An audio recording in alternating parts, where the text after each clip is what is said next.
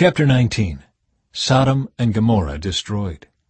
That evening the two angels came to the entrance of the city of Sodom. Lot was sitting there, and when he saw them, he stood up to meet them. Then he welcomed them and bowed with his face to the ground. "My lords," he said, "come to my home to wash your feet and be my guests for the night. You may then get up early in the morning and be on your way again." "Oh, no," they replied. "We'll just spend the night out here in the city square." But Lot insisted. So at last they went home with him.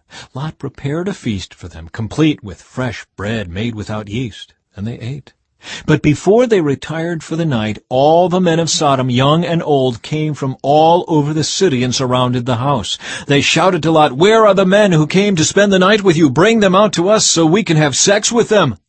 So Lot stepped outside to talk to them, shutting the door behind him. "Please, my brothers," he begged, "don't do such a wicked thing. Look, I have 2 virgin daughters. Let me bring them out to you, and you can do with them as you wish. But please leave these men alone, for they are my guests and are under my protection." "Stand back," they shouted. "This fella came to town as an outsider, and now he's acting like our judge. We'll treat you far worse than those other men." And they lunged toward Lot to break down the door. But the 2 angels reached out, pulled Lot into the house, and bolted the door. Then they blinded all the men, young and old, who were at the door of the house.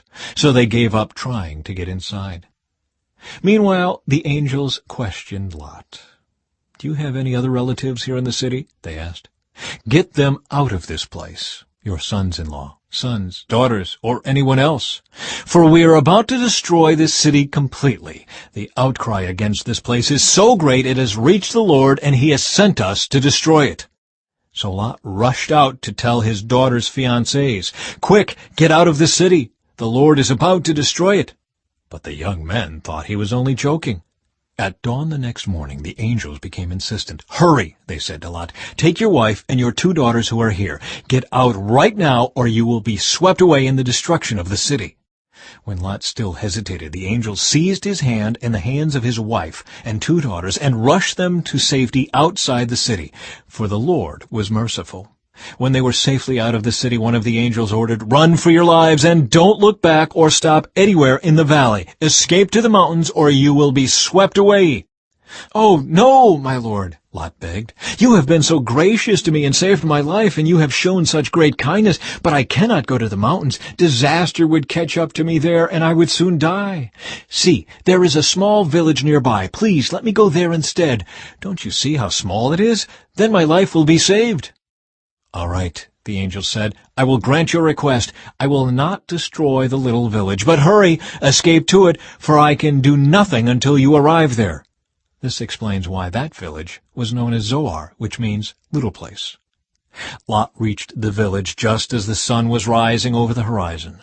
Then the Lord rained down fire and burning sulfur from the sky on Sodom and Gomorrah. He utterly destroyed them, along with the other cities and villages of the plain, wiping out all the people and every bit of vegetation.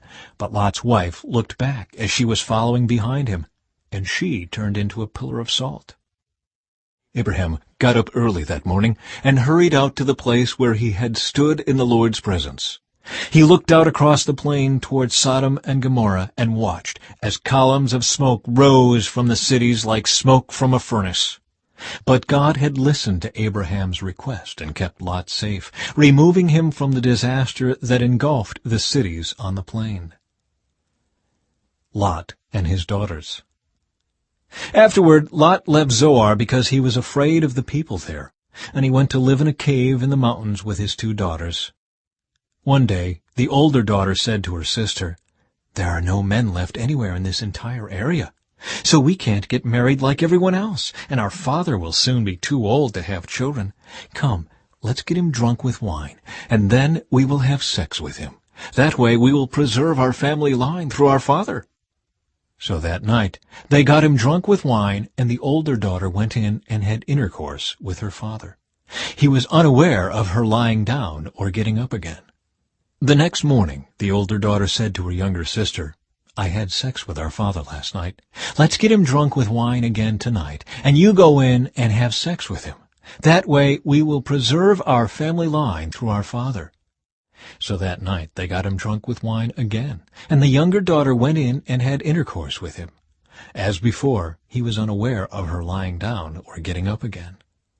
As a result, both of Lot's daughters became pregnant by their own father. When the older daughter gave birth to a son, she named him Moab. He became the ancestor of the nation now known as the Moabites. When the younger daughter gave birth to a son, she named him Ben-Ami. He became the ancestor of the nation now known as the Ammonites.